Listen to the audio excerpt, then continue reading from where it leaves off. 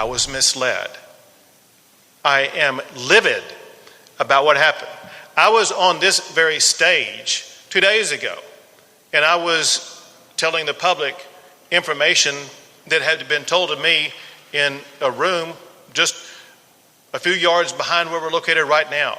As everybody has learned, the information that I was given turned out in part to be inaccurate. Outrage tonight as new details emerge surrounding law enforcement's response to the Uvalde shooting. The head of Texas DPS says the head commander at the scene made the wrong decision when he delayed having officers breach the classroom door. DPS says that on-site commander believed the situation had turned simply into a barricaded suspect. And at the time, officials believed that the children were not at risk. We take an oath to uphold the law and protect people. And anytime something tragic like that, we want to know why it happened and if we can do better next time is the bottom line.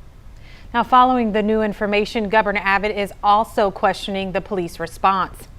The new accounts vary from what was originally reported, like that the shooter was intercepted by law enforcement before entering the building. Didn't happen, right? So here is the latest timeline. Let's try to clear up the confusion. Surveillance video from Robb Elementary School, investigators say, show the terror that unfolded. Texas DPS Director Colonel Stephen McGraw says at 11:27 a.m., a camera shows a teacher standing at a door that was propped open. That was just 1 minute before the suspect crashed into a ditch near the school. The teacher runs to the room 132 to retrieve a phone, and that same teacher walks back to the exit door, and door remains propped open. At 11:30, someone called 911 to report there was a crash and a man with a gun.